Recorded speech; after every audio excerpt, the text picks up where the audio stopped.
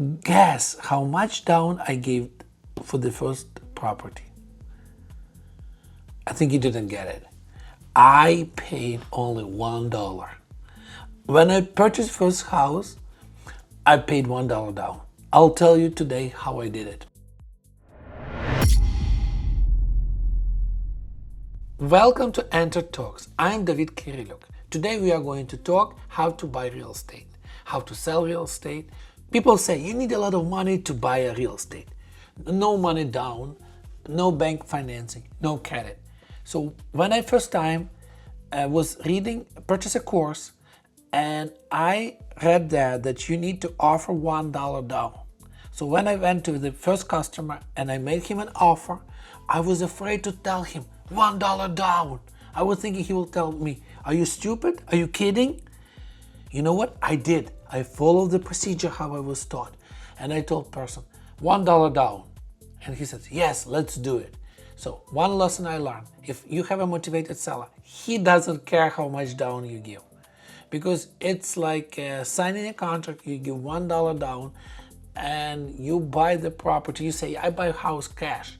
But at the moment when you sign agreement, non-refundable or EMD, earnest money deposit, only $1. People say, it's too risky to do real estate. No, it's not risky if you are educated. If you are not educated, it's 100% risky. If you are not buying coachings, if you are not working with a professional real estate investors as a partner or as an employee, you will not get experience. I know several real estate investors. One of the investors signed an agreement to buy a property creatively.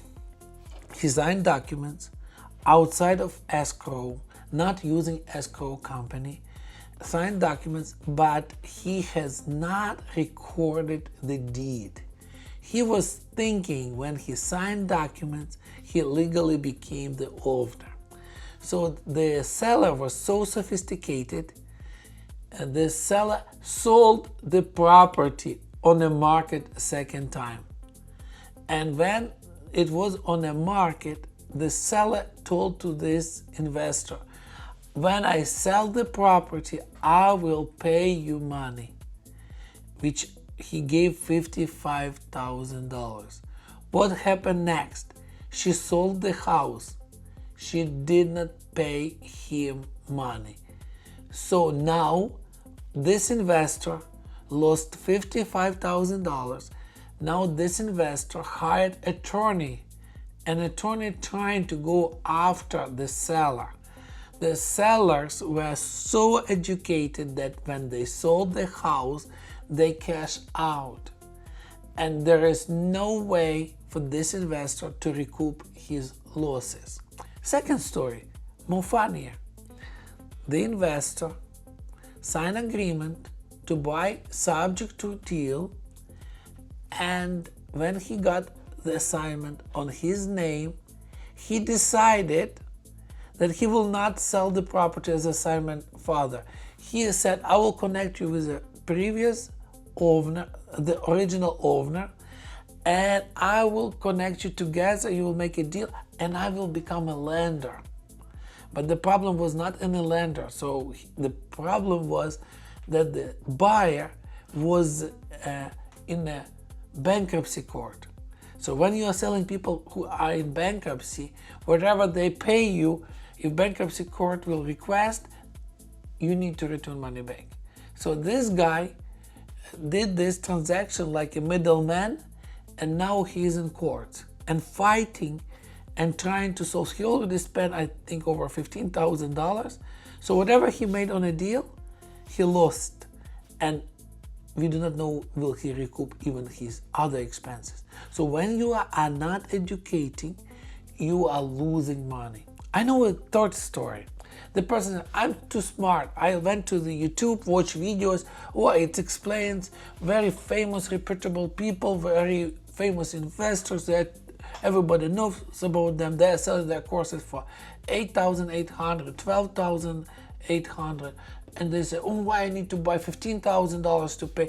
They are telling for free in the internet. So he listened what they tell, but didn't know the nuances.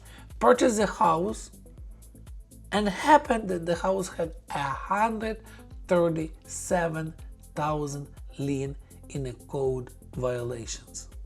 So when you buy, you need to do inspections. People were thinking that when they get disclosures and when they get inspections, they are already protected.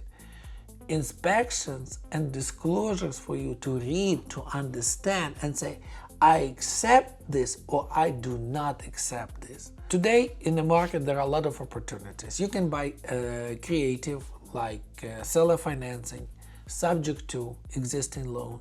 For example, or you can buy like assignment. There are a lot of deals offering today on the market assignment. So for example, if you qualify for a $500,000 loan, you can go find a deal with a 3% interest, 5% interest, 2.5% interest, and you can go through the assignment.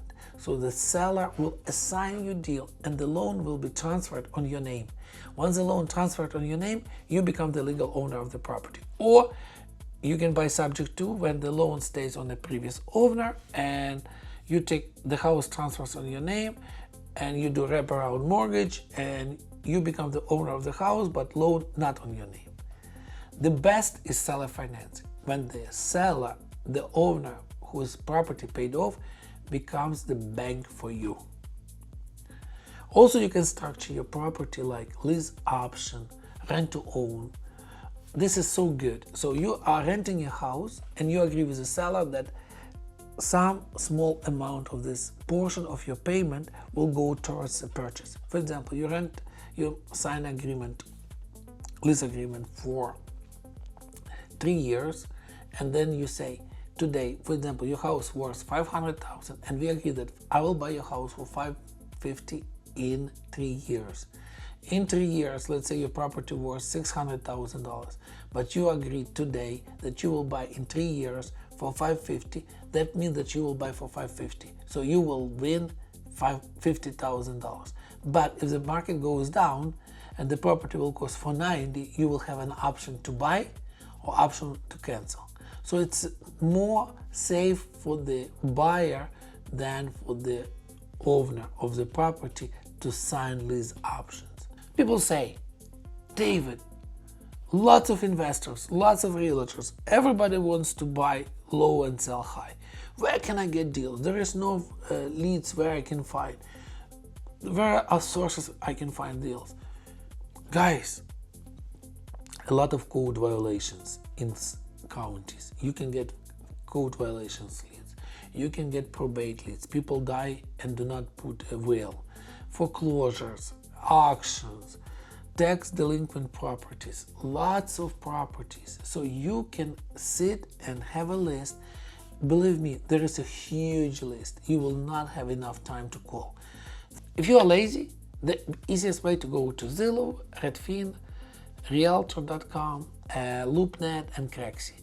You can go there. If you know how to use that system easily, you can find motivated sellers who want to sell. It's easy, but you need to invest, know how to do it. What a lot of people missing. They think, oh, I will buy a house and the house seller wants $500,000 market value and they are selling for $350,000. Wow. $150,000 equity. And I look at the property, I think it will cost me $30,000. In reality, it will cost you like $80,000. But you think, oh, I need to paint, I need to change flooring, doors, windows. It's little. And they do not do right calculations. Acquisition cost. When you buy a property, you pay closing costs. If you buy with a realtor, you pay realtor. If you buy without, you don't pay. Then people forget about holding cost. You need to pay interest on your money. You need to pay utilities and other expenses. And usually a remodeling thinking, oh, I'll do 3 months. Usually it takes 6, 8, 9 months. And then disposition cost. When you are selling, you need to pay buying agent, selling agent. Or you need to pay only selling agent. You need to pay closing cost. And your 150 can be nothing. You can lose money. I know a story.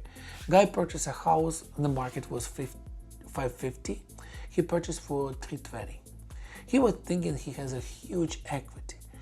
Ended up that the property needed more repairs than he was calculating. Then he had to pay interest on the property. He didn't do calculation, and in the end, ended up he lost $11,000. He was thinking he is making money. He didn't make money. Sometimes it's cheaper to buy, not doing nothing to the property, just clean up the property and sell, sucker investor buyer. When I started, nobody wanted to lend me money. Nobody wanted to give me anything. But once I started getting good deals, people with money were coming and say, okay, David, I'll buy from you. Let's partner. Let's do GV1 deal. So when you have a good deal, people will come to you and offer you money. One day, everybody is monitoring you. If you are a real estate investor, people with money monitor. They are looking, can I trust him? Can I do business with him? Can I invest with him? Can I borrow money him? I have a challenge today. Renting strategy. We have been renting and now we are losing. We have some renters. The renters lived in a property, they paid on time, and then one day they stop paying and they say, please, please, can you wait? So we waited, then the other problems happened. One tenant, we have a story. He had a dog, 3 dogs, 5 dogs in the property. At the beginning, he said he has a 1 dog. When we come and we see 2, 3 dogs, he said, oh, that's my friends came, just left for a night, for a day. So, okay. So ended up, he lied to us, he had 5 dogs. So his dogs bite the neighbors. The police came and 1 dog was shot by the policeman. So the lady who was suffered from the dog bite went to hospital, and the helicopter came to pick up her. So they started suing us. In California, where I live, the tenant is responsible for their dog, not the landlord. So if I'm renting you as a landlord house, I am not liable for your dog. But I have to be aware to make sure that you have everything in place, insurances, documentation. So what happened?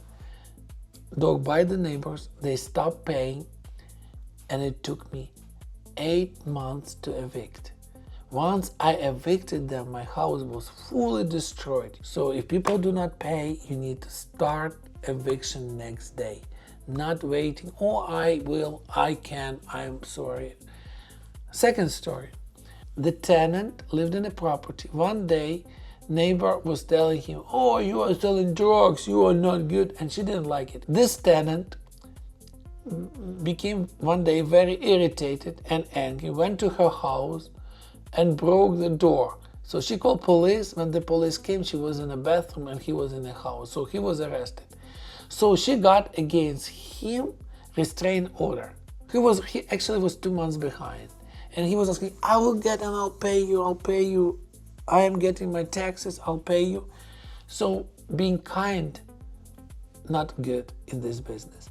So anyway, the neighbor got against him a restraining order, and now he moved out of the property, and we got the destroyed property, and we found out that he owed money for the bills. So you need to check every month. So to be a landlord is not easy. Now I have a challenge. What to do? There are a lot of opportunities like sober living, co-living, assisted living, veteran housing, re-entry housing, and when people come from the jail, transactional housing, homeless housing, and Section 8 housing.